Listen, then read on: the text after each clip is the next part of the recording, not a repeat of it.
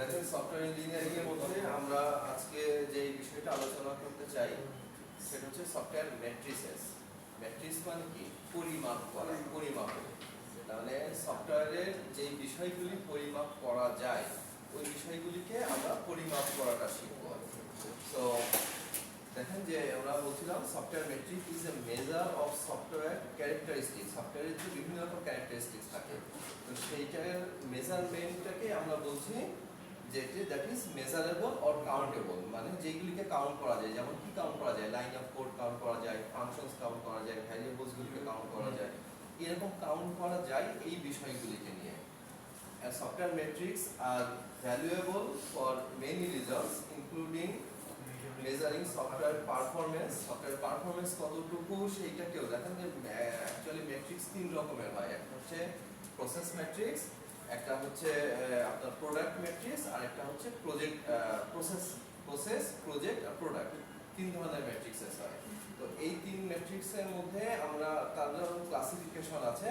তো সেখানে দেখেন যে including software measuring the software performance, planning the work item and measuring the productivity and many more other uses. এই বিষয়গুলি দেখেন, এই ধরনের বিষয়গুলিকে পরিমাপ করা হয়।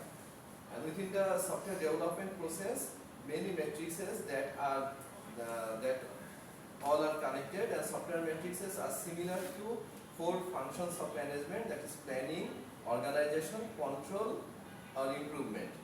ক্লাসিফিকেশনের মধ্যে এইখানে দুই রকম ভাবে বলেছে, মেনলি প্রোডাক্ট এবং প্রসেসকে বলেছে, বাট আরেকটা আছে প্রজেক্ট ম্যাট্রিক্স। তিন রকম ভাবে আপনারা অন্য অনেক নোটে বা অনেক টেক্সট বুকে ক্লাসিফিকেশনের মধ্যে বেসিক্যালি তিন রকমেরই আলোচনা করেছে, বাট মেইন টাইপ হচ্ছে এই দুইটাই, আমাদের প্রোডাক্ট ম্যাট্রিক্স এবং প্রসেস ম্যাট্রিক্স।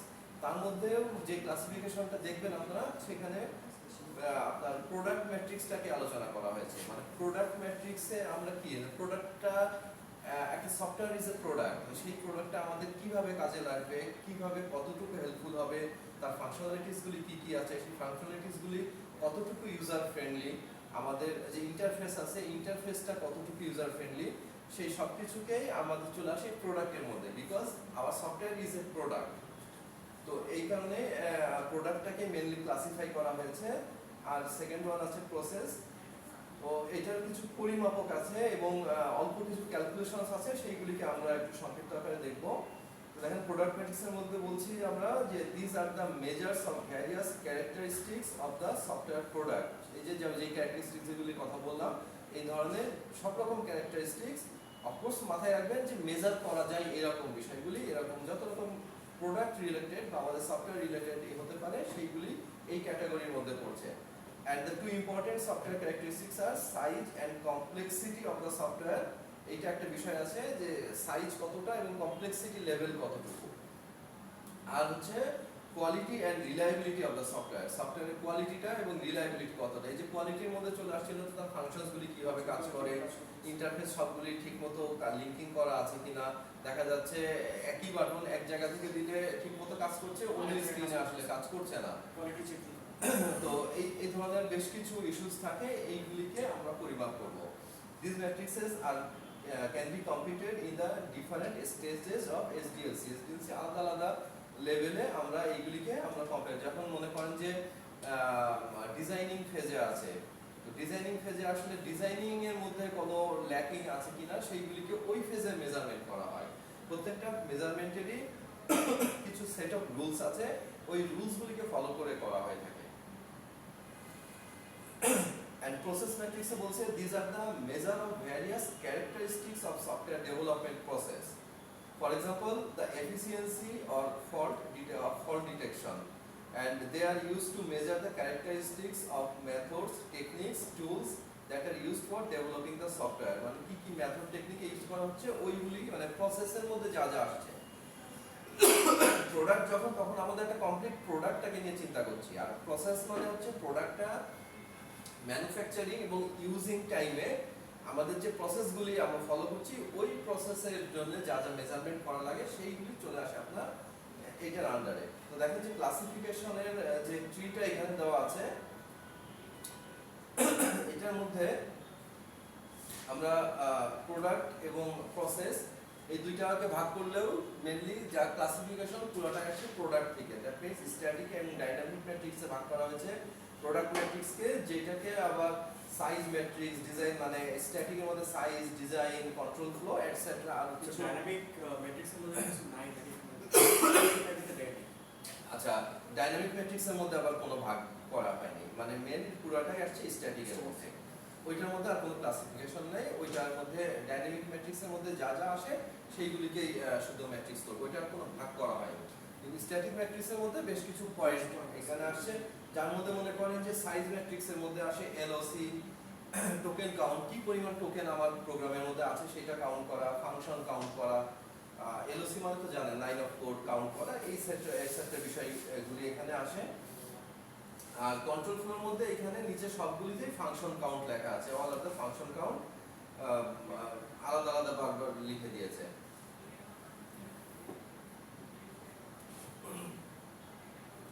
টাইপস অফ ম্যাট্রিক্সের মধ্যে মোটামুটি এই টাইপসগুলিকে একটু সংক্ষেপে দেখলেই আপনারা বুঝতে পারবেন, খুব বেশি ডিফিকাল্টিস না।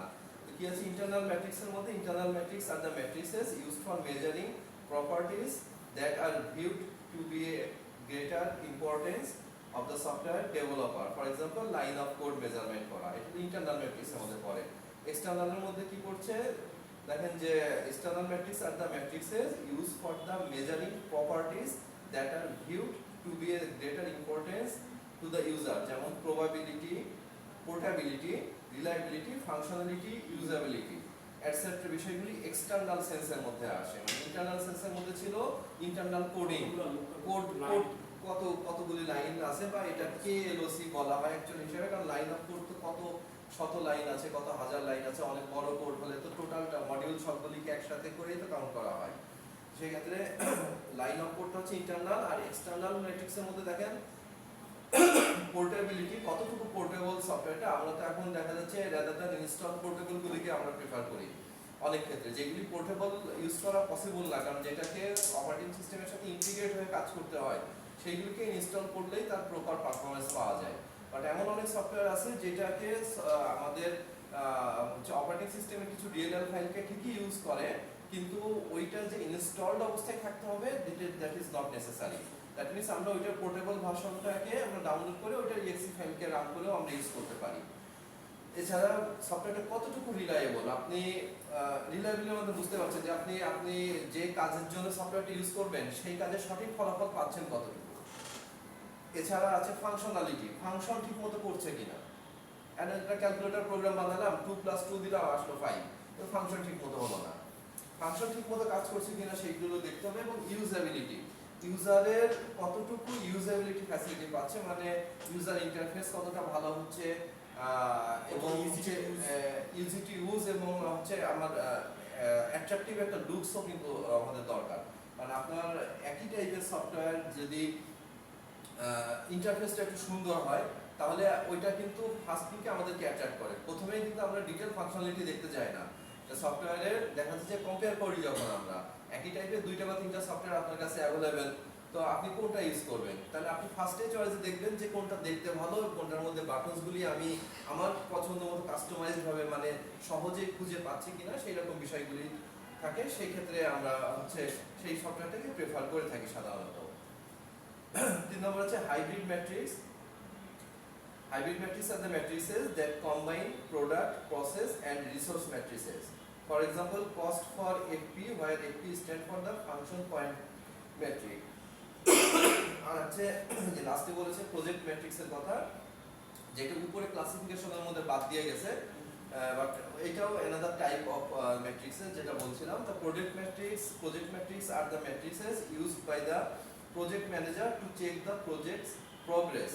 টোটাল প্রজেক্টের প্রগ্রেস কতটুকু ম্যানেজার সেটা চেক করে দেখবে। এবং সেই ক্ষেত্রে তো আপনাকে যখন ম্যানেজমেন্টের কাছে রিপোর্ট দিতে হয় তখন তো প্রজেক্ট ম্যানেজার কি করবে, যে আপনাকে ম্যানেজমেন্টকে তো আপনি বোঝাতে পারবেন না যে এইটার এতটুকু ওইটার এতটুকু, আপনি ওভারঅল প্রোগ্রেস বলেন, সবকিছু মিলাই ওভারঅল প্রোগ্রেস কত সেইটাকে আমাদের মেজারমেন্ট করতে হয়। তো সেইটাই হচ্ছে প্রজেক্ট ম্যানেজার করবে এবং এটা এই প্রজেক্ট ম্যাট্রিক্সের মাধ্যমে করবে। প্রজেক্ট ম্যাট্রিক্সের যে সেট অফ রুলস আছে ওই রুলসগুলিতে আমরা ভ্যালু বসিয়ে ক্যালকুলেশন করলে আমাদের পার্সেন্টেজ ভ্যালুটা চলে আসবে, যে আমাদের অল ওভার হচ্ছে ডেভেলপমেন্ট হয়েছে এত পার্সেন্ট সেটা বের করতে পারবো। Data from the past projects are used to collect various matrices like time and cost. This estimates are used as a base of new software. মনে করেন সিমিলার কাজ তো আগেও করা থাকে, সেই সিমিলার কাজে আমাদের দেখা যাচ্ছে যে একটা ফাংশন লিখতে আমার সময় লেগেছে 3 ঘন্টা, লাইন লেগেছে 50টা, তাহলে সেটার একটা কস্ট আমার বের করা ছিল। ওই সিমিলার টাইপের ফাংশন যখন আমি নতুন জায়গায় অ্যাপ্লাই করছি তখন যদি ওই ভ্যালুগুলি আমার কাছে তো একটা প্রিসেট ভ্যালু থাকেই, যে যেহেতু অ্যাজ এ প্রজেক্ট ম্যানেজার তো একদিনে হয় না, প্রজেক্ট ম্যানেজার তো অনেকগুলি প্রজেক্ট করে তারপরে এসে প্রজেক্ট ম্যানেজার হয়েছে, তো তার কাছে কিছু ডেটা থাকে যে এই ধরনের কাজে এত সময় লাগতে পারে, কারণ আনলেস তো প্রোগ্রামাররা তাকে ব্লাফও করতে পারে, তাই না, যে স্যার এই কাজটা এত সময়ের কাজ, হয়তো 1 ঘন্টার কাজ বোঝাই দিল 3 ঘন্টার কাজ, কিন্তু প্রজেক্ট ম্যানেজারের তো নলেজে থাকবে অবশ্যই যে এটা আসলে কতক্ষণের কাজ। তো সেইখানে যেহেতু কস্ট বিষয়টা সবকিছুর সাথেই জড়িত, টাইম এবং কস্ট দুইটা বিষয় সবকিছুর সাথে জড়িত, তো সেক্ষেত্রে এইগুলিকে আমাদের এস্টিমেট করতেই হয়।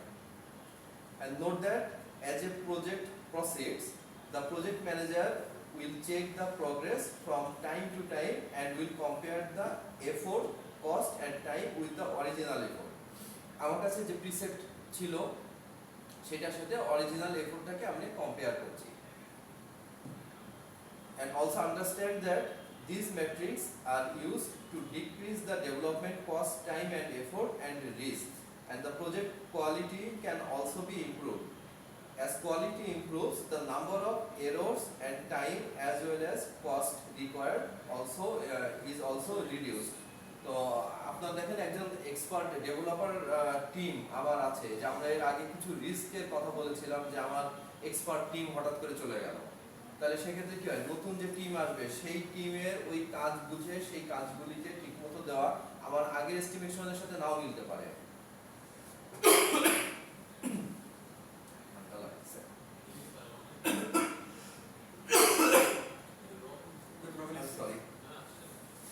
কিছু অ্যাডভান্টেজের কথা আমরা হচ্ছে লিস্টেড করা আছে এখানে। তো project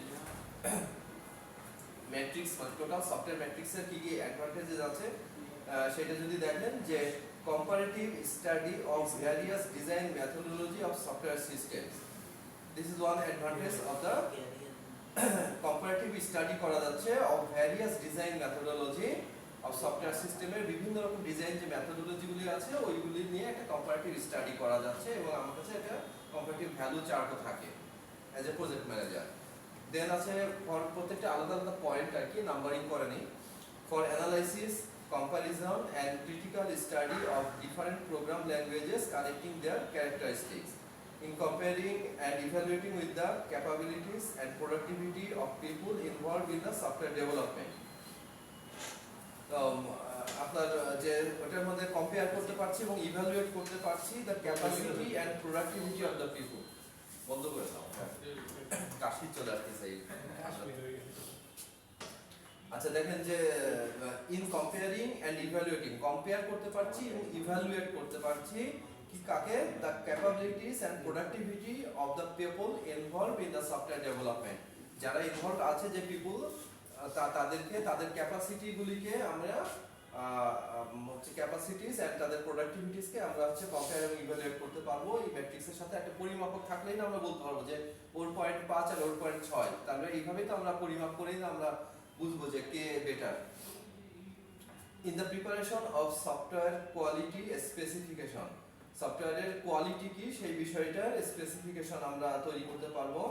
And in the verification of the compliance of the software system requirement and specification, in making interference about the effort to be put in the design and development of the software system, in getting an idea about the complexity of the code and many more, আরো 4-5টা আছে আর কি, কিছু বেশ কিছু advantages আছে। তো আপনার main কথা হচ্ছে যে পরিমাপকটা আমাদের সহায়তা করছে বিভিন্নভাবে আমাদেরকে মেজার করতে, এটাই হচ্ছে মেন অ্যাডভান্টেজ, যে আমার সবকিছুরই একটা সংখ্যা ভ্যালুতে আমি নিয়ে আসতে পারছি, যে আমার কাজের প্রোগ্রেস কতটুকু, আমার হচ্ছে ডেভেলপারদের হচ্ছে মানে ফাংশনালিটি কতটুকু, তাদের কাজের যে ডেভেলপ মানে পার্সন টু পার্সন যে কাজের ডেভেলপমেন্ট সেইটা কতটুকু সেই সব কিছুকে মেজার করে নেওয়া যাচ্ছে আর কি।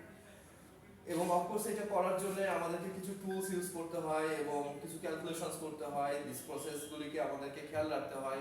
তো that is also time consuming. যেহেতু আপনি একটা ভ্যালু বের করবেন, সেই ভ্যালুটা আপনি কাজে লাগাবেন, তার জন্য তো আপনাকে কিছু সময় এফোর্ট করতে হবে, হয়তো একটা ম্যান পাওয়ার ইউজ করতে হবে।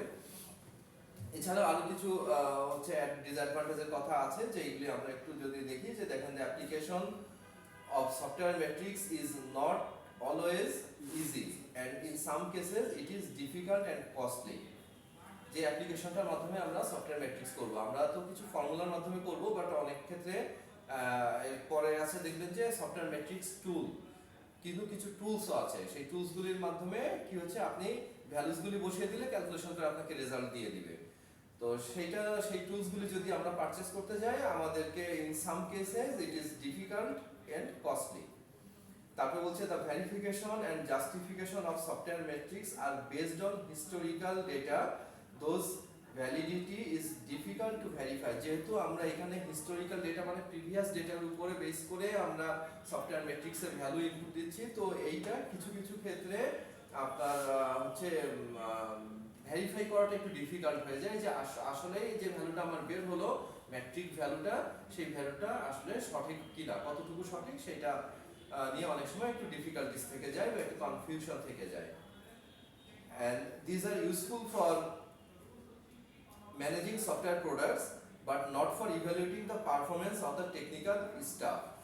And these are useful for managing software product, but যে software product কে আমরা হচ্ছে ম্যানেজ করতে পারছি, but not for evaluating the performance of the technical staff. Technical স্টাফের পারফরম্যান্সের কথা আমরা একটু আগে বলছিলাম যে অ্যাডভান্টেজের মধ্যে ছিল টেকনিক্যাল স্টাফের পারফরম্যান্সগুলিকেও আমরা হচ্ছে মেজার করতে পারি, কিন্তু এখানে সেটাকে আবার বলছে যে না, এটা করা যায় না, ডিসঅ্যাডভান্টেজের মধ্যে বলেছে। And the definition and derivation of software metrics are usually based on assuming which are not standardized and may depend upon the tools available and working environment. So এটুকু আমরা বুঝতে পারছি। And the most of the predictive model rely on the estimation of certain variables which are often not known precisely. কিছু ডিসঅ্যাডভান্টেজের আছে, এরপরে আমাদের আসে দেখেন সফটওয়্যার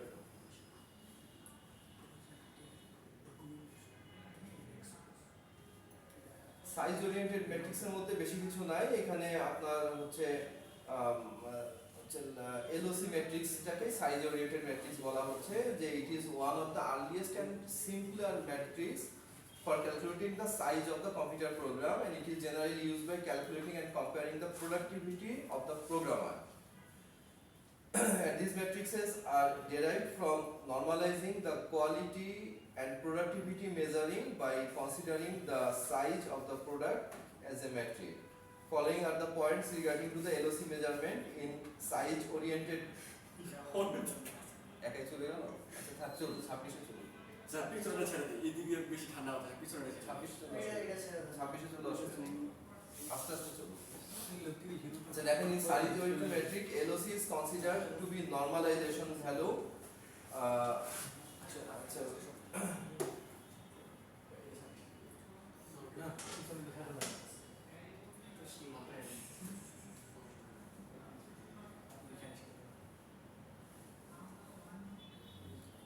তারপর বলছি যে it is an older method that was developed by Fortran and COBOL programming were very popular. যখন মানে Fortran and COBOL programming কখন পপুলার ছিল, এটা 2000 সালের আগের কথা। 2000 সালের আগে COBOL আর Fortran যখন প্রোগ্রামিং এই ছিল, আমরা আমাদের বিএসসি সময় করেছি COBOL Fortran আমরা বলছি স্যার। আচ্ছা, তো এই অনেক লাইন লিখতে হয়, অনেক মানে একটা জিনিস করতে গেলে অনেক লাইন লিখতে হয়। Fortran বেসিক্যালি হচ্ছে আপনার সায়েন্টিফিক কাজ করার জন্য, ওটার মধ্যে এখন তো আমাদের অনেক কিছু বিল্ট ইন আছে, পাইথনের মধ্যে বিল্ট ইন লাইব্রেরির অভাব নাই, কিন্তু আগের দিনে ওই যে সায়েন্টিফিক কিছু কাজ করার জন্য আলাদা প্রোগ্রামিং ল্যাঙ্গুয়েজ ইউজ করতে হতো, যেটা হচ্ছে Fortran। আর COBOL হচ্ছে যে বিজনেস পারপাসে, কমন বিজনেস ওরিয়েন্টেড ল্যাঙ্গুয়েজ, এরকম কিছু একটা ফুল ফর্ম। আর ফরট্রানের মানে হচ্ছে ফর্মুলা ট্রান্সলেশন, মনে আছে এখনো, বহু আগের কথা, ফর্মুলা ট্রান্সলেট করে আর কি। তারপরে দেখেন 3 নম্বরে productivity is defined by KLOC per effort, মানে thousand of line per effort, where effort is measured in person per month, মানে পারসন প্রতি মাসে কি পরিমাণ কাজ করছে সেইটাকে এফোর্ট দিয়ে বের করা হচ্ছে। এফোর্টকে আমরা নিচে ই দিয়ে ডিফাইন করে আমরা দেখব। দেন হচ্ছে size oriented metrics are depend on the programming languages used. এক এক প্রোগ্রামিং ল্যাঙ্গুয়েজে তো মনে করেন যে আপনি দুইটা নাম্বারকে ইনপুট নেবেন, তার যোগফল করে আউটপুট দেখাবেন। তো এইটা যদি আপনি সি প্রোগ্রামিং ল্যাঙ্গুয়েজে করতে চান আপনার 6-7টা লাইন লাগবে, বাট পাইথনে করলে আপনি একটা লাইনের মধ্যেই করতে পারছেন। একটা লাইনের কোডের মধ্যে আপনি নাম্বার ইনপুটও নিয়ে তার যোগফলও দেখা দিতে পারছেন। তাহলে হচ্ছে আলাদা আলাদা প্রোগ্রামিং ল্যাঙ্গুয়েজে যেহেতু আমাদের হচ্ছে আলাদা সংখ্যক লাইনের সংখ্যা বেড়ে যাচ্ছে, তো লাইন অফ কোডটা দেখা যাচ্ছে যে সব ক্ষেত্রে আমাদেরকে অ্যাকুরেট জিনিসটা দেয় না। মানে আমার কাজ ঠিকই হচ্ছে, এখন ওখানে 10টা লাইন কোর্সে লিখছে মানে 10 লাইনের জন্য পেমেন্ট পাবে, আর আমি এক লাইনে কাজটা সমাধান করে দিলাম। তাহলে এলওসি মেজার করে যদি আমাকে পেমেন্ট করা হয় তাহলে এই ক্ষেত্রে সেটা পারফেক্ট হয় না। সেটাই বলা হচ্ছে। দেখেন size oriented metrics depend on the programming languages used and as productivity depends on KLOC, so assembly language code will have more productivity. assembly language এ আপনারা যদি কোড দেখে থাকেন, হয়তো পড়েননি আপনারা, বাট যদি দেখে থাকেন দেখবেন যে অনেক লেন্থি কোড, অনেক লেন্থি কোড লিখতে হয়।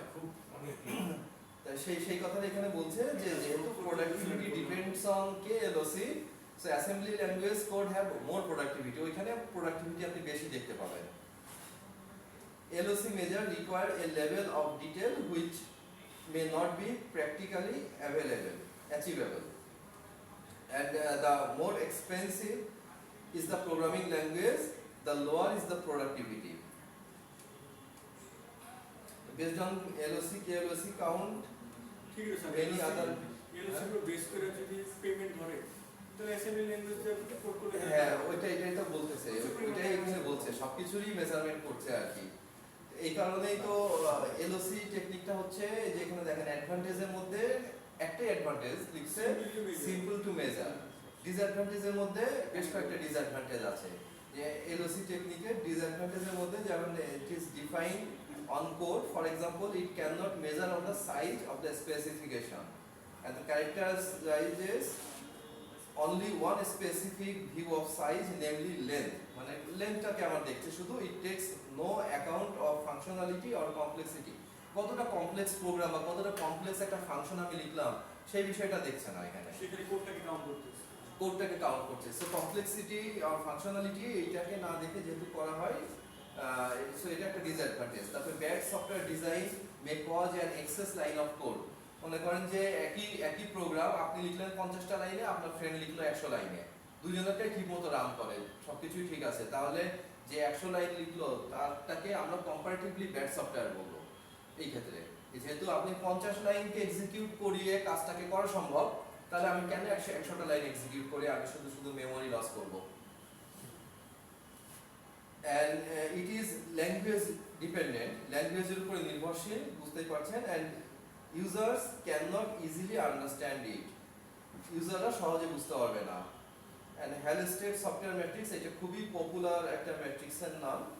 এখানে আপনারা দেখেন যে according to Halstead, a computer program is an implementation of an algorithm considered to be a collection of tokens which can be classified as either operator or operand.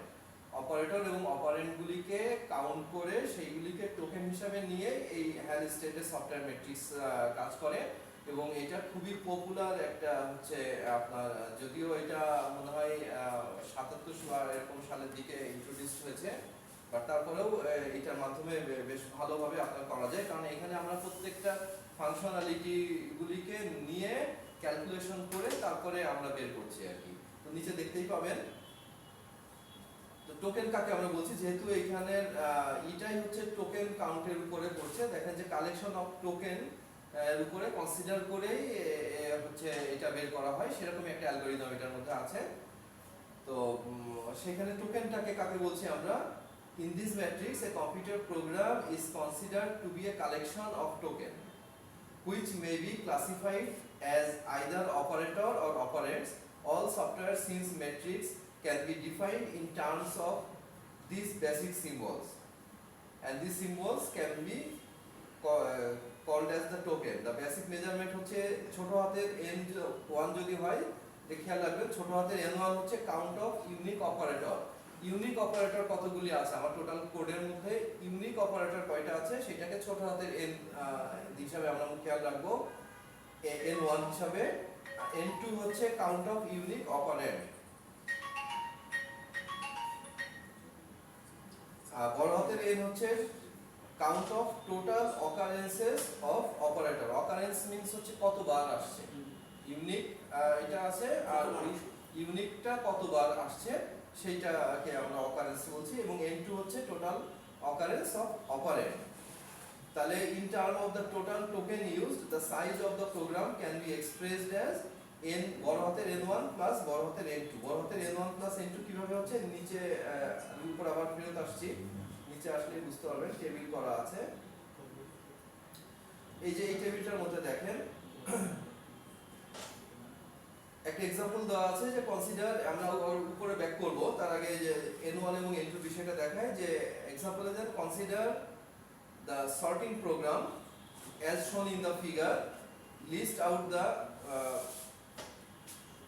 sorting program কিছু দেয় না এখানে। আচ্ছা,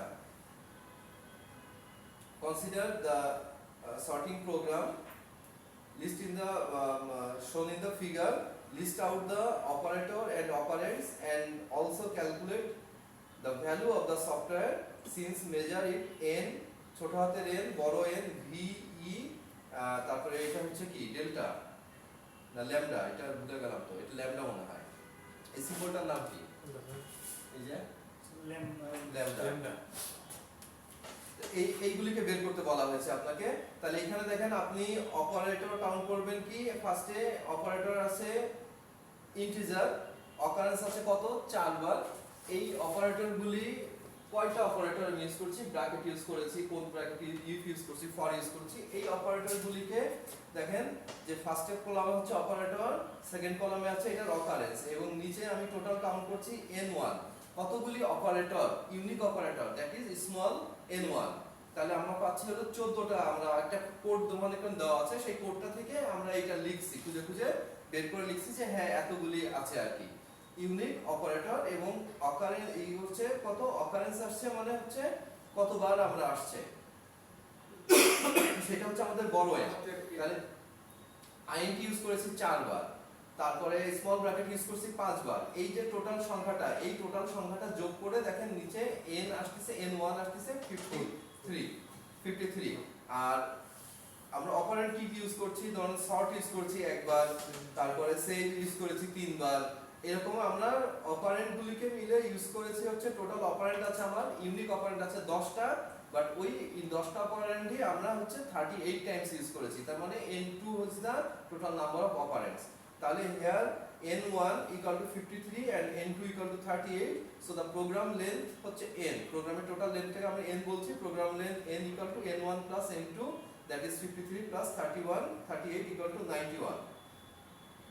And the vocabulary of the program, that is the small n equal to small n1 plus small n2, that is 14 plus 10 equal to 24.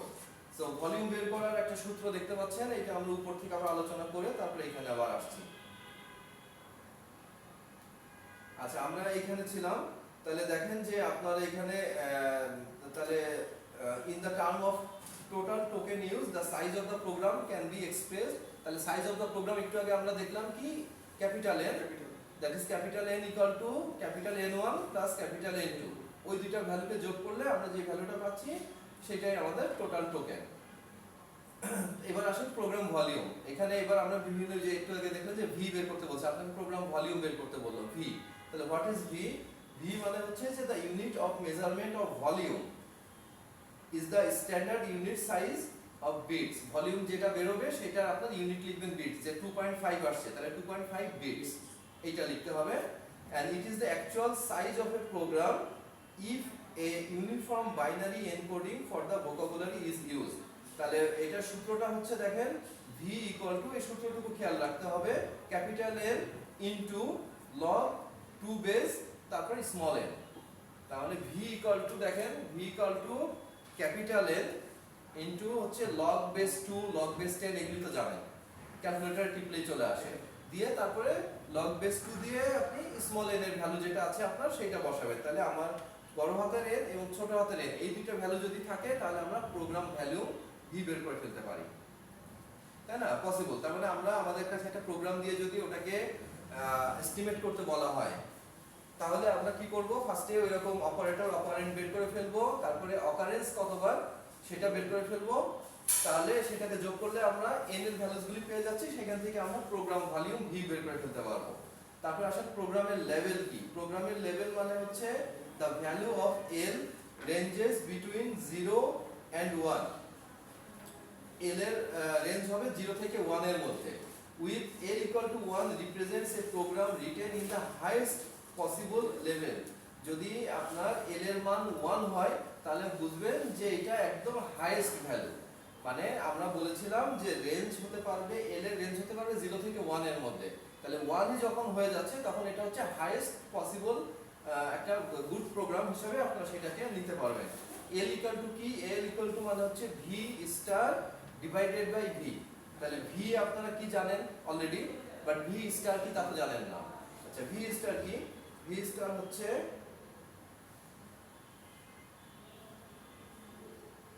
এই যে নিচে আছে potential minimum volume, একটু নিচে আছে, এটা উপরে দেওয়া দরকার ছিল যেহেতু V স্টার আমাদের আসছে, তো V আমরা কি তা তো জানছি, V স্টারটা হচ্ছে পোটেনশিয়াল মিনিমাম ভলিউম।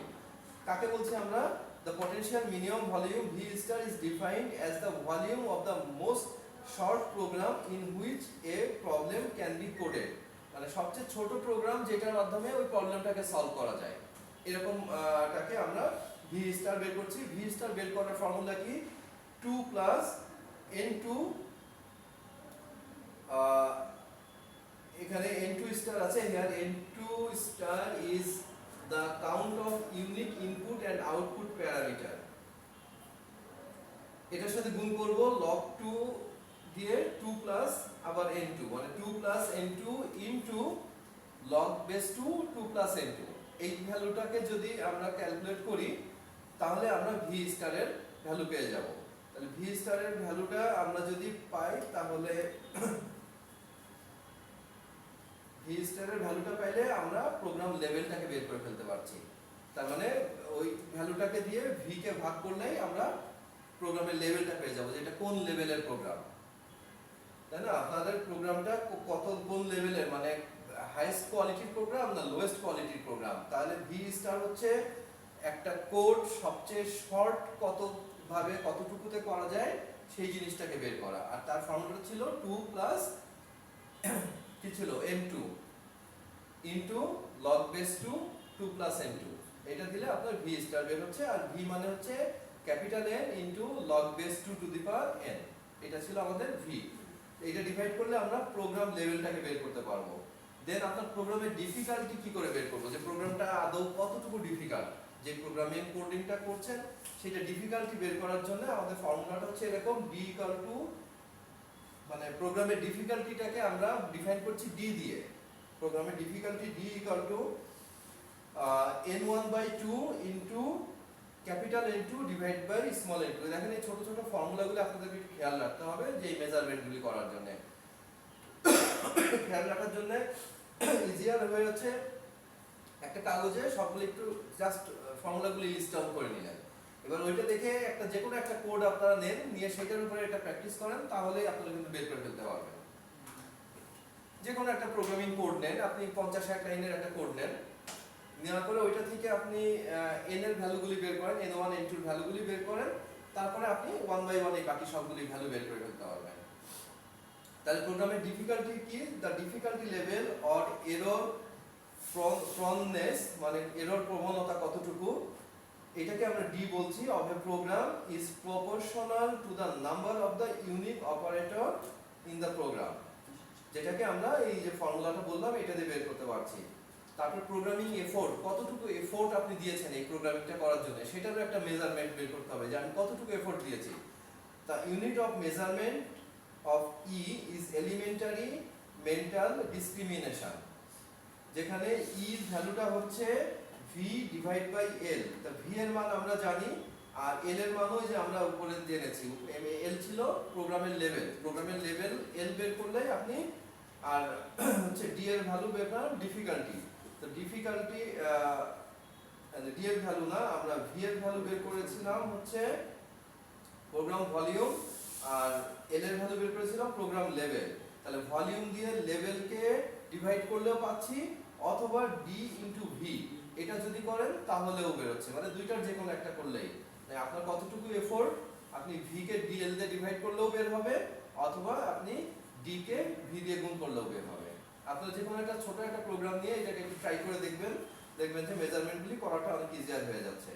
তারপরে হচ্ছে এস্টিমেটেড প্রোগ্রাম লেন্থ, প্রোগ্রামের কতটুকু লেন্থ হতে পারে সেইটা কি, according to Halstead the first hypothesis of software science is that the length of well-structured program is a function only of the number of unique operator and operands. তার মানে unique operator and operand যতগুলি ছিল, that is capital N1 এবং capital N2 এর সাম, এই দুটাকে সাম করে দিলে আমাদের n বের হয়ে যাচ্ছে, ক্যাপিটাল N, যেটাকে আমরা বলছি estimated program length, and the estimated program length is denoted by n notation দেওয়া আছে আর কি। তাহলে n দিয়ে যে এরকম ক্যারেট সাইন যেটা দেখতে পাচ্ছেন, তো এই রকম দিলে, হ্যাঁ, তো এইটাকে, এটার ফর্মুলাটা কি, n1 log 2 n1 plus m2 log 2 n2। দেখেন যে একটু একটু চিন্তা করে মনে রাখলে কিন্তু এগুলি কিন্তু কঠিন না, কিন্তু উল্টাপাল্টা হয়ে যেতে পারে একটার সাথে আরেকটা। এই জন্যই বলছি যে আপনারা একটা লিস্ট করে রাখবেন, অল্প একটু হবে, একটা লিস্ট করে রাখলেন, ওই লিস্টটাকে কয়েকবার দেখলেন এবং দুই একটা প্র্যাকটিসও করলেন, তাহলেই দেখা যাচ্ছে যে মোটামুটি মনে থাকবে। মানে মিক্স আপ করে ফেললে কিন্তু হবে না একটার সাথে আরেকটা, শুরুতে দেখে দেখে প্র্যাকটিস করেন, বাট এন্ডে এসে আপনারা এটাকে করতে হবে। তাহলে দেখেন যে এখানে, the following the alternate expression have been published in the estimate program length। n যে বের করেছে log 2 n1 factorial plus log 2 n2 factorial, n b c এভাবে n s বের করছে, যেখানে এগুলি কি ভ্যালু মান দিয়েছে সেটা তো বোঝা যাচ্ছে না। আচ্ছা, তারপরটা দেখি যে potential minimum volume V star, এটা তো আমরা বললাম। তারপরে সাইজ অফ ভোকাবুলারি, যেটাকে স্মল n দিয়ে প্রকাশ করছি, স্মল n মানে হচ্ছে n1 plus n2, where n হচ্ছে vocabulary of the program, n1 হচ্ছে নাম্বার অফ ইউনিক অপারেটর, আর n2 হচ্ছে নাম্বার অফ ইউনিক অপারেন্ড। তারপরে ল্যাঙ্গুয়েজ, আপনি যে প্রোগ্রামিং ল্যাঙ্গুয়েজে কাজ করছেন সেই ল্যাঙ্গুয়েজের লেভেলটা কি, প্রোগ্রামিং ল্যাঙ্গুয়েজের লেভেলটাও বের করা যায়। shows the algorithm implements on the programming language level, the same algorithm demands additional effort if it is written in a low level programming language. For example, it is easier to program in Pascal than in assembler। মানে Pascal programming ল্যাঙ্গুয়েজে assembler programming ল্যাঙ্গুয়েজের চেয়ে লেখাটা easier, সেটাকে বলা হচ্ছে programming ল্যাঙ্গুয়েজের level, যেটাকে এল dash দিয়ে আমরা করছি আমরা। তো এল ড্যাশ দিয়ে এটা হচ্ছে ভি ডিভাইড বাই ডি, অথবা lambda equal to L into V star, অথবা আসছে এল স্কয়ার ইনটু ভি। আচ্ছা, দেখেন নিচে প্রোগ্রামিং ল্যাঙ্গুয়েজের লেভেলের একটা টেবিল দেওয়া আছে আমাদের এখানে। অনেক প্রোগ্রামিং ল্যাঙ্গুয়েজের নাম হয়তো আপনারা শুনেননি। PL1 এটা হচ্ছে ল্যাঙ্গুয়েজ লেভেল, ল্যামডাতে আসছে হচ্ছে 1.53, আর এই সিম্বলটার নাম হচ্ছে কি জানো, কি জানো এটার নাম, নিউ এই যে যেটার কি নাম বলো তো, এটার নাম হচ্ছে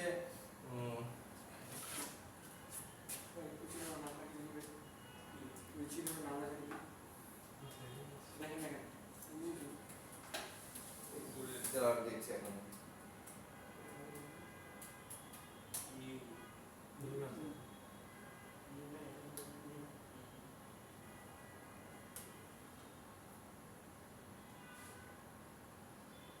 চলে গেল।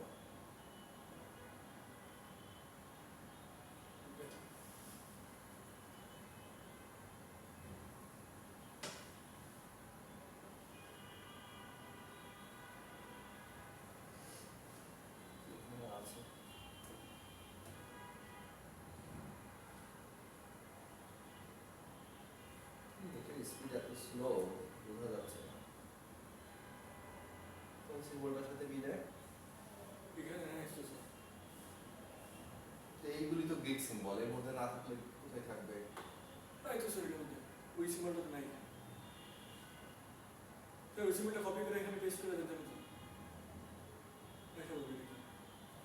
এই যে সিগমা, ছোট হাতের সিগমা, এটা সিগমা সিগমা ছোট হাতের সিগমা। হ্যাঁ, ওটা মিউ না, মিউ তো এম এর মতো মিউ হচ্ছে এই যে এম এর এটা, মতো যেটা এই যে এটা।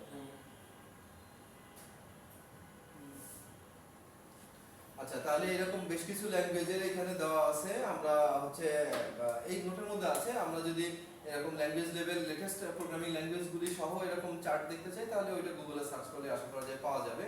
যেটার মধ্যে লাস্টে দেখতে পাচ্ছি যে সি প্রোগ্রামিং ল্যাঙ্গুয়েজের ল্যামডা বেসড হচ্ছে 0.8, আর এখানে ভ্যারিয়েন্সের এটা কি দেখলাম আমরা, সিগমাতে হচ্ছে 0.4।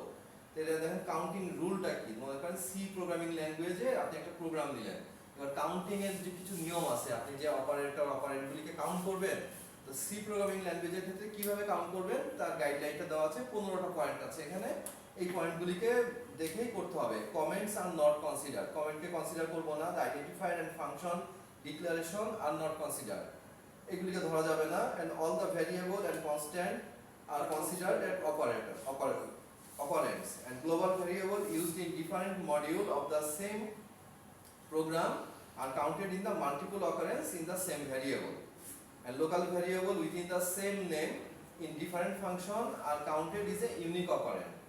Function call are considered as operator, যতবার ফাংশনকে কল করবেন এগুলিকে একটা একটা করে অপারেটর ধরবেন। এখন আপনার কাউন্টের সময় যদি কাউন্টের রুলটা ঠিকমতো আগে না দেখে নেন, তাহলে কাউন্টটা তো ঠিকমতো করতে পারবেন না।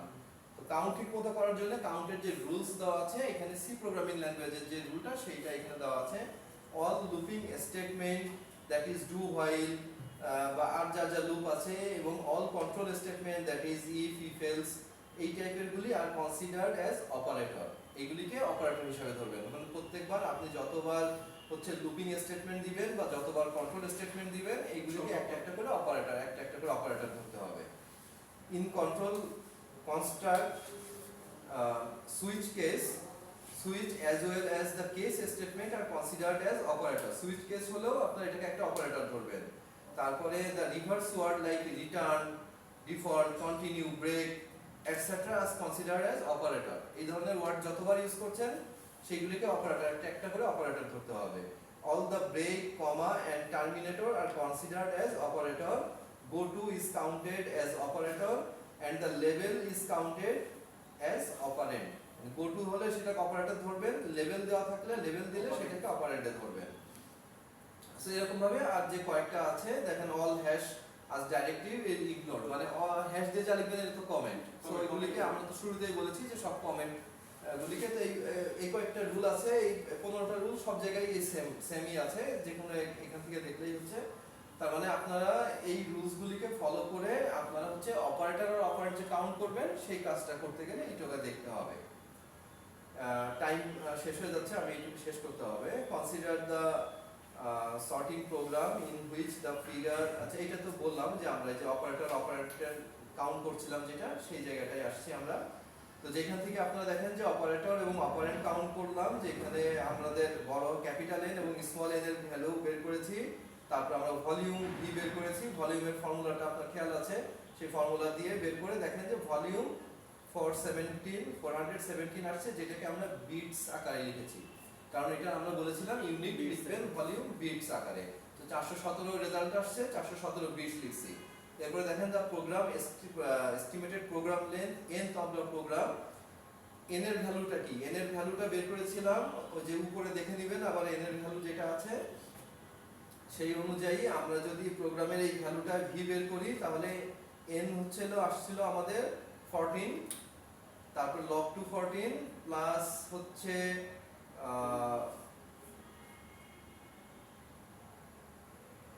10 into log to 10, মানে একটার ভ্যালু আসছিল 10 আর একটার ভ্যালু আসছিল 14। এই যে দেখেন n1 এর ভ্যালু 14, n2 এর ভ্যালু 10, তাহলে ভ্যালু ছিল, ফর্মুলাটা ছিল কি n1 n1 into log base 2 n1 plus n2 into log base 2 n2, তাহলে n1 হচ্ছে 14 আর n2 হচ্ছে 10, তাহলে 14 log 2 14 plus log 10 into log 2 10, এটা যদি আপনি ক্যালকুলেট করেন তাহলে আপনার যে রেজাল্টটা বের হয় এটাই আমাদের প্রোগ্রাম ভলিউম বের হয়ে যাবে। এরপরে বিটস আসবে না? হ্যাঁ, বিটস হবে না? না প্রোগ্রাম ভলিউম বের করেছি বিটসে। হ্যাঁ, এটা তো বিটসেই হবে না। বিটসে হবে। 86.5 বিটস, 45 বিটস।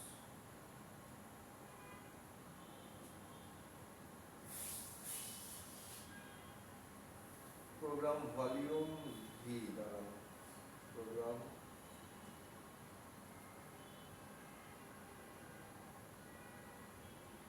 প্রোগ্রাম ভলিউম, এটা তো পটেনশিয়াল হচ্ছে ভি কোথায়,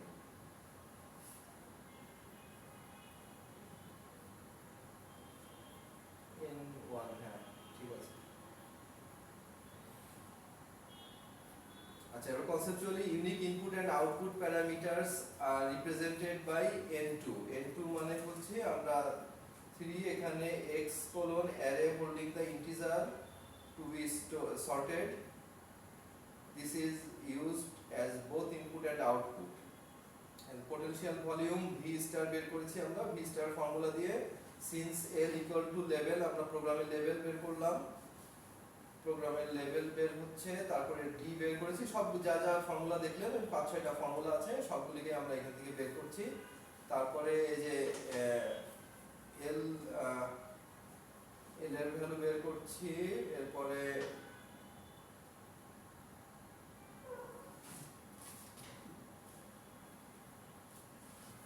ই বের করা হয়েছে, ই বের করে দেওয়ার পর হচ্ছে এই 10,974 elementary mental discrimination is required to construct the program.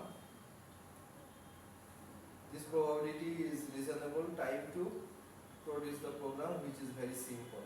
আচ্ছা, এই টাইপের কিছু প্রবলেম আমরা সার্চ করলেই পাবো, এখানে তো জাস্ট নোট আকারে দেওয়া আছে, আপনারা একটু হচ্ছে যে কোনো প্রোগ্রামিং ল্যাঙ্গুয়েজের ওই কাউন্ট করার রুলসটাকে দেখে নেবেন, যে প্রোগ্রামিং ল্যাঙ্গুয়েজের কোড নেবেন ওইটা কাউন্ট করার রুলসটা দেখে দেন সেই ফর্মুলাটা, এটাই হেলস্টেড মেথড, এটা কিন্তু হেলস্টেড মেথড, এই মেথডে যদি আমরা কাউন্ট করি তাহলে এই রুলসগুলিকে ফলো করে আমরা করব। আর এরপরে আছে আপনার, আর পরে যেগুলি কাউন্টিং আছে এটাতে একটু সংক্ষেপে দেখি।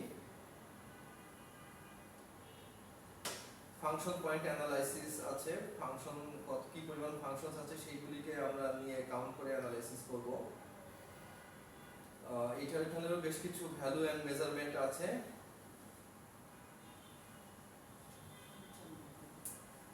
তো একদিনে অন্য মেজারমেন্টের সাথে এটা দিলে এটা আপনাদের উল্টাপাল্টা হয়ে যাবে, বাকি মেজারমেন্ট আরেকদিন দেখি, অন্য কিছু দেখতে হবে।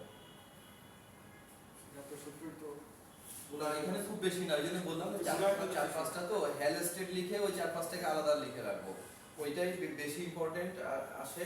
আর বাকি কিছু ম্যাট্রিক্সের মেজারমেন্ট আছে, কিছু মেজারমেন্ট টুলস আছে। আকাশ পৌঁছাবে না আর মেসেজ দেবে।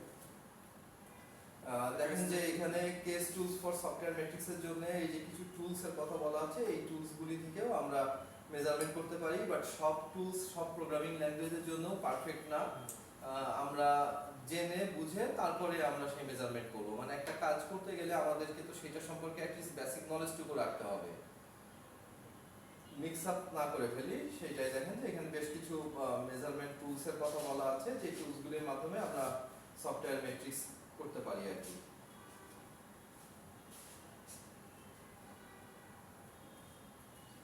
আচ্ছা, ম্যাট্রিক্স এই পর্যন্তই থাক, আমরা আর একটু অংশ বাকি আছে, এইটা আর একদিন আলোচনা করি। লাস্ট যেটা দেখাতে চাচ্ছিলাম ওইটা একটু দেখাও, যে কোন প্রজেক্টটার রিকোয়ারমেন্ট অ্যানালাইসিস করেছো। আসো সামনে আসো।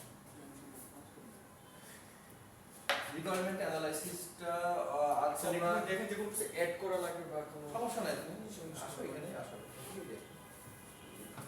স্যার আমরা শুরু করব। অফকোর্স আজকে শুরু করব এবং দ্রুত শেষ করব। হ্যাঁ হ্যাঁ, দিলেই হবে।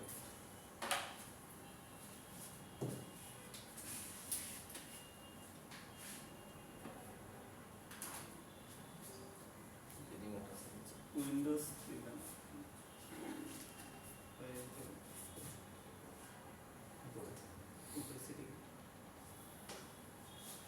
সেটিং নেই ইনপুট, হ্যাঁ আগেরটা। ইনপুট, হ্যাঁ।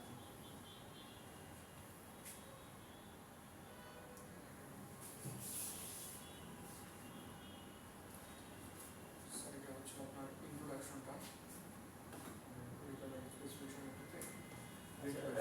ফার্স্টে আমরা হেডিংটা লিখবো যে সফটওয়্যার মানে SRS document for hotel management system, যদিও ইন্ট্রোডাকশনের মধ্যে লেখা আছে যে এটা কি সফটওয়্যারের এসআরএস, সেটা শুরুতে লিখে দিতে হয় যাতে বোঝা যায় যে আচ্ছা ঠিক আছে। এনিওয়ে এখান থেকে দেখবো যে সফটওয়্যার না, software requirement specification document for hotel management system. ঠিক আছে, পরে লিখো, এখন যেটা বলতে হচ্ছে এটাই দেখো। সবাই লাগে কন্ট্রোল জেড দাও। কন্ট্রোল চেক দিতেছি আছে এখন 1811 পেজ আছে, 1500 ওয়ার্ড লেখা আছে। জি স্যার যেখানে পুরো সব ব্ল্যাঙ্ক হয়ে গেছে এই তো ওয়ার্ডের সমস্যা। জি স্যার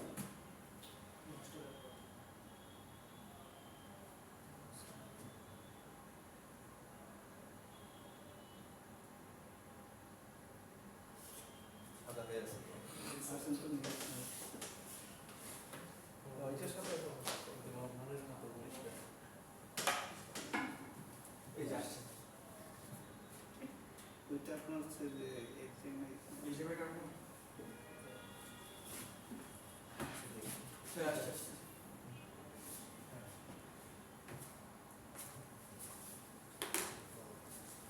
সেটার ইন্ট্রোডাকশনটা হল management system the tool for booking hotel rooms through online by the customer. It provides the proper management tools and easy access to the customer information. What is the purpose? যে আমরা কি কারণে এটা বানাচ্ছি? সংক্ষেপে বলি স্যার। পারপাসটা হচ্ছে আমরা এটাতে চেষ্টা করতেছি যে একটা সুন্দর একটা ইউজার ফ্রেন্ডলি একটা ওয়েবসাইট সফটওয়্যার কাস্টমার কাছে পৌঁছানো দেওয়া, যেটার মাধ্যমে কাস্টমার খুব ইজিলি তার রুমটাকে বুক করতে পারবে অ্যান্ড তার যাবতীয় যে জিনিসগুলা হয়তো বা রুম বুকিংয়ের সময় কিছু তার এক্সট্রা ফেসিলিটিস প্রয়োজন আছে সেগুলো তো লাইন ব্রেক হয়ে গেছে, আমি ঠিক করে নেওয়ার পরে যে মেইন অবজেক্টিভ একসাথে আর কি। জি স্যার। আচ্ছা বুঝলাম।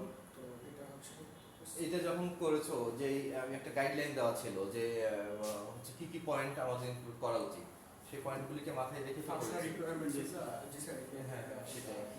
স্কোপ ফর দ্য প্রজেক্ট কোথায় The কোথায় hotel management system is for the reservation for the room that can be made through online. Reservation of the room. এইগুলি যদি আলাদা আলাদা পয়েন্ট হয় তাহলে আমরা বুলেট পয়েন্ট করে দিই বা নাম্বারিং করে দিই, যে উপরে তিনটা যে আলাদা আলাদা নাকি একসাথে পুরোটা স্যার এটা এগুলো স্যার ও ব্রেক হয়ে গেছে। জি স্যার জিনিসটা ব্রেক হয়ে গেছে। ও আচ্ছা একসাথে, হ্যাঁ বুঝছি। Hour hotel management system will It is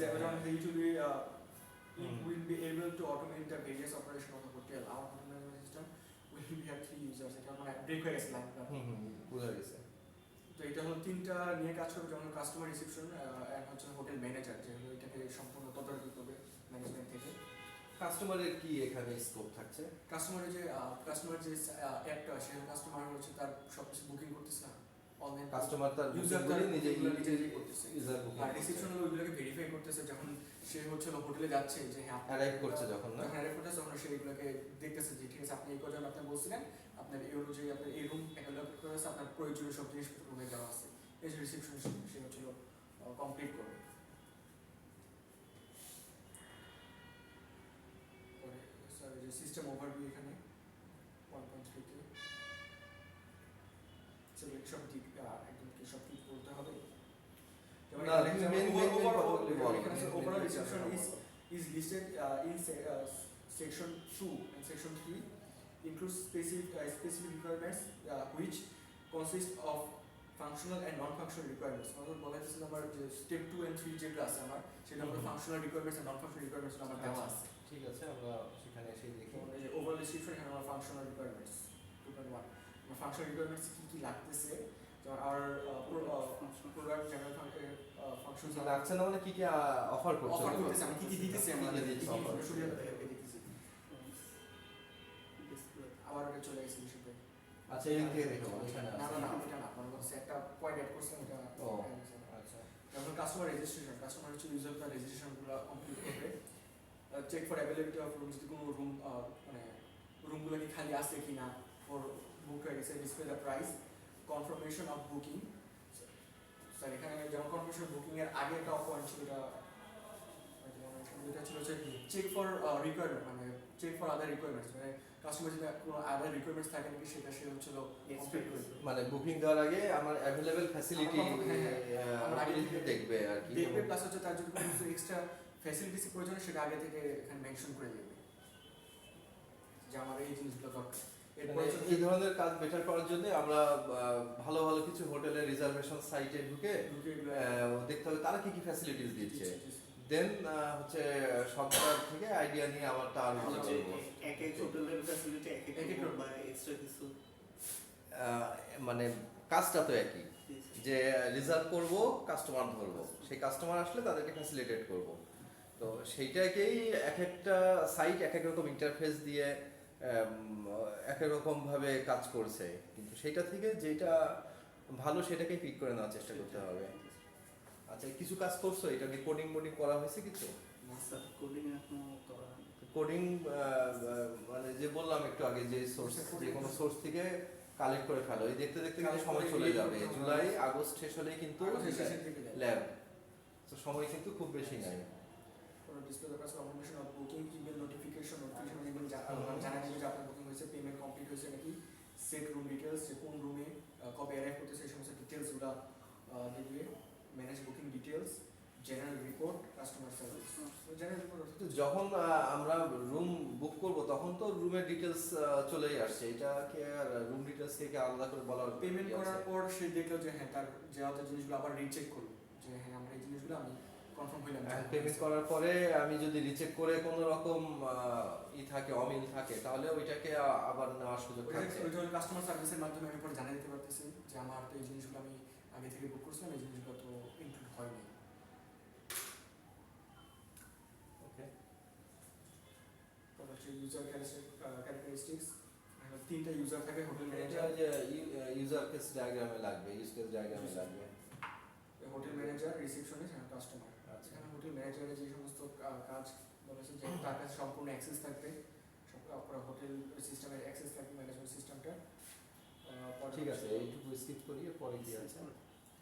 হ্যাঁ, কনস্ট্যান্ট কনস্ট্যান্ট মেমোরি, আপনার মানে আমাদের কাছে কতটুকু মেমোরি, সার্ভার কতটুকু মেমোরি আমার লাগবে, language requirements, budget consistent, implementation consistent, আর রিলায়েবিলিটি রিকোয়ারমেন্টস।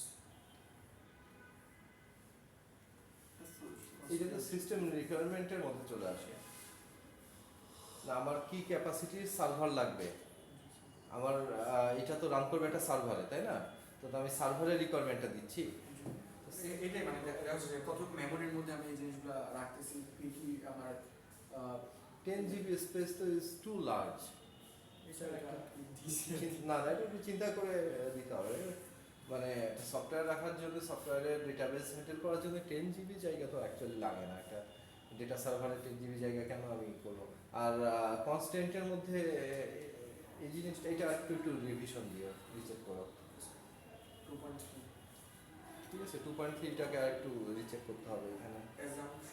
assumption আর হচ্ছে dependencies, ডিপেন্ড কিসে করে develop the Windows OS Apache server with memory, মানে এটা আমরা কি কি ইউজ করছি, if in case of any difficulties SS should be flexible enough to change accordingly. Specific requirements, external interface, user ইন্টারফেসের মধ্যে আমার মানে কি কি ইউজ করি। এখানে তো আমি ডিটেলস বলছি, তাহলে আর একটু আগে ওই ওই লাইনটার কি দরকার ছিল? এখানে তো ডিটেলস দিছি, এটাই দরকার। উপরে যে আমি একটু উপরে হ্যাঁ, যে এখানে এই যে অ্যাজাম্পশন এন্ড ডিপেন্ডেন্সি, মানে 2.2 and 2.3 হচ্ছে হলো স্পেসিফিক, এটা এই পয়েন্টটা তো ঠিক মতো হয় নাই, মানে অন্য কিছু দিতে হবে, কারণ আমি সিস্টেমের তারপরের পয়েন্টে তো সিস্টেমের স্পেসিফিকেশন বা আমার রিকোয়ারমেন্টসগুলি তো আমি ওখানে লিস্টেড করে দিয়েছি, ওই ওয়েতে দেবো, ওইটা ঠিক আছে, ওইটার স্ট্রাকচারটা ঠিক আছে। এই দুইটা পয়েন্ট একটু ভালো করে আর একটু ঘাটাঘাটি করুন। আর হচ্ছে ওই যে লেভেল ঠিক নাই, ওয়ার্ডের কিছু কাজ আছে, মানে এডিটিং এর কিছু কাজ আছে, টু এদিকে বের হয়ে গেছে, এদিকে পরে আচ্ছা ঠিক আছে, উইন্ডোজ ওয়েব সার্ভার আর ওই যে মানে 11 পেজ বানাইতে হবে কেন? আমার আননেসেসারি এইসব স্পেসগুলিকে কম করে স্ট্যান্ডার্ড ডকুমেন্ট ফরম্যাটে আনি, তাতে আমার যে কয় পেজ হয় না আমি পেজ ফাঁকা দিয়ে দিয়ে দিয়ে দিয়ে করবো না, স্ট্যান্ডার্ড ফরম্যাট আছে না যে 1.15 লাইন ফাঁকা রাখতে পারি বা 1 ফাঁকা রাখতে পারি, খুব বেশি হলে 1.5 রাখতে পারি, এখানে 2 বা তার বেশি আছে, জি স্যার। অনেক আননেসেসারি স্পেস আছে, এগুলিকে একটু ওয়ান করছিলাম তো যে সাবির ভাই আবার এখানে আসি 11 পেজ বানাইতেই হবে আমার, তুই নাই আমার, তোমার যে কয় পেজ হয় সেই কয় পেজই রাখো, তারপরে আমার যদি শর্ট হয়ে যায় সেক্ষেত্রে আমার কন্টেন্ট দেওয়ার মতো থাকলে কন্টেন্ট দিব, যদি না দেওয়ার থাকে তাহলে কোথা থেকে দিব, এইটা ভালো দেখায় না একটি স্ট্যান্ডার্ড, আমরা তো এসআরএস মানে কি একটি স্ট্যান্ডার্ড ডকুমেন্ট, তো সেই স্ট্যান্ডার্ড ডকুমেন্টের মধ্যে এরকম মানে স্ট্যান্ডার্ডাইজেশনটাকে ফলো করে করতে হবে আর কি। আচ্ছা ওইটা কি ইউজ করছে, সফটওয়্যার কি ইউজ করছে, সফটওয়্যার ইন্টারফেস ডেটাবেস 3.1 এর পয়েন্টটার নাম ছিল কি দেখি, 3.1 এ কি নাম ছিল? 3.1 হ্যাঁ। ইন্টারফেস রিকোয়ারমেন্টস আমাদের ইউজার ইন্টারফেস 3.1.1 আর 3.1.2 হচ্ছে হলো আর 2.2 এর নাম ছিল কি? উপরে একটু স্ক্রল করলে দেখা যাচ্ছে 2 যেটা, একবার 2 যেটা হ্যাঁ উপরে ছিল ইউজার, হ্যাঁ এই যে ওভারঅল ওভারঅল ডেসক্রিপশন। আচ্ছা ওভারঅল ডেসক্রিপশনের মধ্যে 2.1 এ ফাংশনাল রিকোয়ারমেন্ট নিয়ে আসছি, আবার 3.1 এর মধ্যেও কিন্তু ফাংশনাল রিকোয়ারমেন্ট নিয়ে আসছে আবার,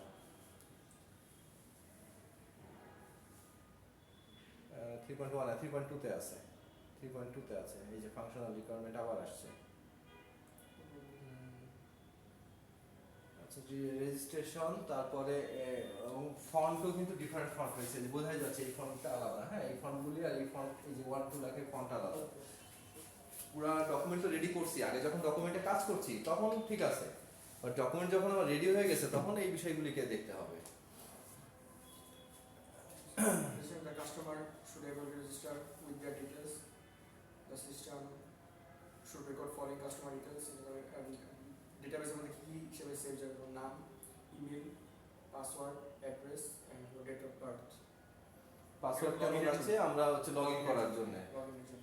লগইন ইনফরমেশনে সাধারণত তো আমরা কন্ট্যাক্ট নাম্বারও অনেক সময় ইনক্লুড করি, আসতে পারে যদি একটু চিন্তা করে দেখো যে এগুলির মধ্যে যদি আর কিছু করা যায়, the system shall send verification message to email.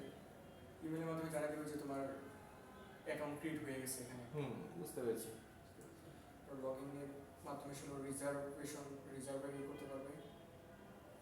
এখানে 4 আর 5 পয়েন্ট থেকে আসলো, এই যে স্যার এখানে ওই 3 তো ওই পর্যন্ত শেষ, ওটা তো 3.2.1, তার মধ্যে 1 2 3 ছিল, তুমি 3.2.2 তে আসছো, ওইটা 1 1 2 করতে হবে, 4 5 এ না হয় 1 2 হবে, কন্টিনিউয়াস হবে না, হ্যাঁ এটা 1 2 করে দিতে হবে, আচ্ছা কারেকশন করতে হবে। রিজার্ভেশনের মধ্যে আমরা the system should enable customer to check for availability rooms, মানে রিজার্ভেশন কিন্তু দেখাইতে হবে যে আমার রুমগুলো খালি আছে কিনা। আমরা একজন কাস্টমার তো ঢুকেই রুম বুক করে ফেলবে না, বুক করতে গেলে তো দেখবে কাস্টমার আগে থেকে তো দেখবে যে আমার রুম তো এরকম লাইভ ভিউ সাধারণভাবে দেখায় না, এটা একটা অপশন রাখতে পারো যে যেই রুম আমি নিব ওই রুমের লাইভ ভিউ, মনে করো আমি 503 নম্বর রুমটা নিব, তো 503 নম্বর রুমের একটা জাস্ট লাইভ ভিউ থাকে যদি। স্যার একবারে এক্স্যাক্টলি তো ওইরকম ভাবে রুম বুক করা তো যায় না, যে একবারে আমি একটা হোটেলে গিয়ে 606 নম্বর রুম নিয়ে বুক করা যায় না। যদি আমরা অপশন রাখি রেগুলার কাস্টমাররা করতে পারে, অথবা ক্যাটাগরি, মানে একটা নতুনত্ব কিছু আনার চেষ্টা করতে হবে না, what is the new idea here. Hotel reservation তো সবাই বুঝতেছি যে হোটেল রিজার্ভেশন করে এইভাবে, ওখানে এই ফ্যাসিলিটি থাকে, তো সামথিং নিউ যদি ইনক্লুড করা যায় এইটার একটা প্রয়াস, টু থিঙ্ক সাম মোর, এবং অন্যের নাই আমার আছে, নাহলে আমার সফটওয়্যার কিনবে কেন, এটা তো মার্কেটে অ্যাভেলেবেল, তাহলে আমি একটা সফটওয়্যার স্পেসিফিকেশন তৈরি করছি যেটা আমার কাস্টমারকে, টার্গেট কাস্টমারকে বোঝানোর জন্য যে ওই এক্সিস্টিংটা হচ্ছে আমারটা বেটার, এখানে এই ফ্যাসিলিটিটা মোর আছে, আচ্ছা তো সেই রকম কিছু একটু থিঙ্ক ডিফারেন্ট, অ্যাকচুয়ালি এটা পসিবল হোক না হোক আমরা প্ল্যানিং তো করতে পারি, প্রপোজ তো করতে পারি, সেটাই আর কি। The system should display rate of all the rooms. Or also the system should allow customer to confirm or cancel the booking. The system should record booking details and reception to access. The system should allow আচ্ছা ঠিক আছে, একটু উঠাও, সময় 5টা বেজে গেছে, এখানে নন ফাংশনালের মধ্যে time it takes for the system to respond. কতটুকু টাইম নিতেছে আমরা রেসপন্সের জন্য, এফিশিয়েন্সি অফ দ্য সিস্টেম, কতটুকু এফিশিয়েন্ট আমার সিস্টেমটা, ফাস্ট লোডিং, আমার লোডিং কি ফাস্ট হচ্ছে নাকি স্লো কোনো কারণে, পারফরমেন্স পারফরম্যান্স রিকোয়ারমেন্টস কি শুরু করছেন আপনি? ভাই এই যে দ্বিতীয় বছর ভাই আমি গেছি পারফরম্যান্স রিকোয়ারমেন্ট হলো data in database should be uploaded within 2 second. যত দ্রুত এগুলো সব লাইন ব্রেক হয়ে গেছে। আচ্ছা এগুলো হ্যাঁ ঠিক আছে। Response to customer inquiry multi within 5 minutes. Load time of user আচ্ছা এইটা পারফরম্যান্স রিকোয়ারমেন্টের মধ্যে আমরা চাচ্ছি যে data in database should be updated in 2 second. এইটা মানে কে কাকে বলতেছো যে তুমি অফার করছো যে আমার ডেটাটা 2 সেকেন্ডের মধ্যে আপডেট হবে? খুব দ্রুত যারা সাথে সাথে তাড়াতাড়ি আপনার আপডেট হয়ে যাবে। তো এটা তো ডেটাবেজে তো আমরা অটোমেটিকই আপডেট হয়ে যায়। তুমি যখন ওটাকে এন্টার করবা ডেটাটা তো তখন এক্সিকিউট দিলেই তো ওটা সেভ হয়ে যাচ্ছে। এটা ডেটাবেজে সেভ হচ্ছে না? সময় তো একটা আছে না যে কতটুকু সময়ের মধ্যে আমার ডেটাবেসে সেটা লোড নিতে কোয়ারি রেজাল্ট হ্যাঁ must return in 5 second. Load time of UI should not taken more than 2 second. এখন আমার একটা ইউআই যদি বানাই যেটা লোডিং নিতে সময় লাগতেছে কোনো কারণে তাহলে তো তুমি এই গ্যারান্টিটা সবসময় দিতে পারো না। নেটের স্পিডটাও তো একটা ফ্যাক্টর। আচ্ছা, আমাদের দিক থেকে আর কি যে মানে UI আমাদের design প্রপোজাল হচ্ছে আপনার কাছে response fast। Minimum high speed যদি আপনার ব্যান্ডউইথ থাকে তাহলে রেসপন্স তাহলে রেসপন্স করবে এই সময়ের মধ্যে মানে এভারেজ যেটা ব্যান্ডউইথ থাকে সেইটুকু থাকলেই আপনার এটা ব্যান্ডউইথ এক এক রকম থাকবে। তো আমাদের টার্গেটটা হচ্ছে যে মিনিমাম যাতে একটা অন এভারেজ যে কোনো ক্ষেত্রে দেখা যাবে আমরা অন এভারেজ 1 এমবিপিএস ধরে নিলাম যে 1 এমবিপিএস এর মধ্যে আমাদের এটা খুব দ্রুত মানে 2 সেকেন্ডের মধ্যে লোড হয়ে যাবে 1 এমবিপিএস যদি এটা থাকে তাহলে আচ্ছা এখানে ওই যে সিরিয়াল ঠিক নাই। হ্যাঁ security requirement all safety requirement এইগুলি সব নাম্বারিং ঠিক নাই। হ্যাঁ নাম্বারিং ঠিক করতে হবে। মানে স্যার যে 3 পয়েন্ট তো 3 পয়েন্ট পুরো সিরিয়ালি আর কি দিয়েছে। না ওইটা ওইটা ঠিক করা ওইটা নিয়ম না। এখানে নাম্বারিং করতে পারো অথবা বুলেট পয়েন্ট দিতে পারো। এই যে 6 7 8 তিনটা বুলেট পয়েন্ট দিয়ে দিতে পারি।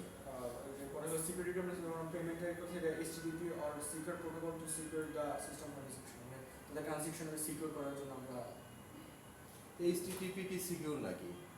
HTTPS কি HTTPS তাহলে এস তো লেখো নেই। HTTPS আর পেমেন্টে HTTP সিকিউর না পেমেন্ট তো আমরা SSL টাই এখন বেশি সিকিউর। তাই না? সব পেমেন্টে তো তোমরা SSL দিয়ে করো, SSL কমার্সে করো। ওইটাই তো সিকিউর গেটওয়ে। HTTP তো সিকিউর গেটওয়ে না। HTTP is a gateway for browsing data, not for payment. Payment হচ্ছে SSL এ। যখন আমরা ব্রাউজ করব তখন HTTPS বা HTTP তে আসছে।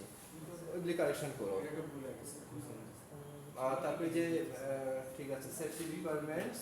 এটা বেশি ব্যাকআপ আচ্ছা দেখি একটু খালি নিচে দেখি আর কিছু পয়েন্ট আছে। তাহলে capacity requirement not more than 10,000 member to be register. মানে তো আমার মোটের রুম হলো আমার 5-10,000 আছে এর বেশি রেজিস্টার করা সম্ভব না। এখন রেজিস্টার্ড মেম্বার তো আমি 5 বছর আগে রেজিস্ট্রেশন করছিলাম, আমাকে তো বাদ দিয়ে দিচ্ছে না, তাই না?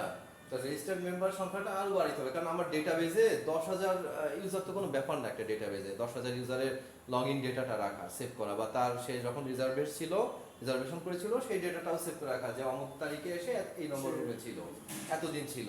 তো 10,000 কেন, এটা আরও একটা শূন্য অ্যাটলিস্ট বাড়ানো যায়, 1 লাখ অ্যাটলিস্ট বাড়ানো যায়। কারণ আমার মানে যতটুকু বেশি দেওয়া যায় আমার ধরো 5 বছর আগে যে একটা লগ ইন করে আইডি ক্রিয়েট করেছে এবং আমার মনে থেকে গেছে 5 বছরের মধ্যে সে আর আসেনি, যোগাযোগ করেনি, থাকতেই পারে, বা আমি তার আইডি কেন মুছে দিব? একটা আইডি করা হয়েছিল, এটা তো আমার মোছার দরকার নেই, প্রয়োজন নাই। সো আমরা এটা 10 লাখও করে দিতে পারি, কোনো ব্যাপার না, 1 মিলিয়ন ইউজারও করতে পারি। ডেটাবেজের জন্য এখন আমরা ওরাকেলে করা, যেটা তো মঙ্গোডিবিতে করবা বলেছো। মঙ্গোডিবি লিমিটেশনটা তাহলে দেখে নিও, মঙ্গোডিবিতে কি পরিমাণ ডেটা করতে পারবে, ইজিলি হ্যান্ডেল করতে পারবে। পরে হচ্ছে পিক আওয়ারের মধ্যে 20 ট্রানজাকশন মানে হ্যান্ডেল করতে at least 20 transaction during peak hour. মানে কি? মানে আমার যে পেমেন্ট প্রসেসিং যেটা আছে আমার সেটা system need to handle at least payment প্রসেসিংটা তো আসলে ওই যে থার্ড পার্টির একটা গেটওয়ের মাধ্যমে হয়, তাই না? থার্ড পার্টির গেটওয়ের মাধ্যমে হয়। ওই পার্টির গেটওয়ে ওদের সার্ভার যদি ডাউন থাকে, এই গ্যারান্টিটা আমরা সবসময় দিতে পারি না। আমার যদি নিজস্ব পেমেন্ট গেটওয়ে থাকতো, যে হ্যাঁ যেমন আমি নিজেই বিকাশ, তাহলে আমি আমার গ্যারান্টি দিতে পারতাম যে আমার অল্টারনেট সার্ভার থাকবে, আমার একটা ডাউন থাকলেও আমি অল্টারনেট দিয়ে কাজ চালাই নিব। এখন তুমি পে করবা বিকাশের মাধ্যমে, বিকাশ সামহাও 1 ঘন্টার জন্য ডাউন আছে, তাহলে তো তোমার এইটা শিওর দেওয়া যায় না যে 20টা এই ট্রানজ্যাকশন কমপ্লিট হ্যাঁ, বাট তোমার সেক্ষেত্রে তোমার এই কথার এগেনস্টে তোমার যুক্তি থাকতে পারে, সেই পয়েন্টগুলো রেডি থাকতে হবে। মনে করো অ্যাজ এ কোয়ারি, আমি তোমার কাস্টমার, আমি তোমাকে জিজ্ঞেস করলাম আপনি যে অফার দেবেন বললেন কিভাবে দিবেন, তাহলে সেটাকে আমাকে আরো ক্ল্যারিফাই করতে হবে। আচ্ছা, তারপরে সিস্টেম অ্যাট্রিবিউট। আচ্ছা, অ্যাট্রিবিউট দেখবো না, পরে আসো। আর কি আছে আমাদের ওই যে গাইডলাইন দেওয়া ছিল, গাইডলাইন অনুযায়ী পয়েন্টগুলি মোটামুটি সবই আসছে, আর একটু মডিফাই করো। মেইন কথা হচ্ছে যে দিস ইজ এ প্রজেক্ট, তো প্রজেক্টের কাজ তো 2 দিন 3 দিনের সিটিংয়ে বা 2টা 3টা ক্লাসের সিটিংয়ে শেষ করবো না আমরা। Throughout the whole semester এটাকে আমরা ডেভেলপ করতে থাকবো। মনে করেন যে একটা এসআরএস দাঁড় করিয়েছি আমরা, এই এসআরএসটাকে মডিফাই করি, আমরা আরও জানি, আরও কাজ করি, নিজের প্রোগ্রামিং নিয়েও কাজ করি, প্লাস এটাকে আরও কী কী কাজ করা যায়, কারণ এটা নিয়ে আপনার যখন মাথায় থাকবে তখন আপনার অবসর সময়ে বিভিন্ন সময়ে বাসে বসে থাকি, আমাদের লেজার টাইম, কিছু করার নাই। আচ্ছা, আমি ওই আমার এসআরএসটার মধ্যে আর কি ঢুকানো যেতে পারে সেইগুলি নিয়ে চিন্তা করেন, বা আমি যে সফটওয়্যারটা করবো এটার মধ্যে নতুন কি ফ্যাসিলিটি অ্যাড করতে পারি। 1-2টা নতুন ফিচার না থাকলে ওইটা ক্লিক করাটা একটু মুশকিল, কারণ আপনার তো আছেই, এরকম রেডিমেড সফটওয়্যার আছেই, কেন আপনারটা নেব। তো সেইটা আমরা একটু যদি মাথায় রেখে করেন তাহলে আশা করা যায় যে এটাকেই আরও আপগ্রেড করে নেবেন। ঠিক আছে, থ্যাংক ইউ সাবির।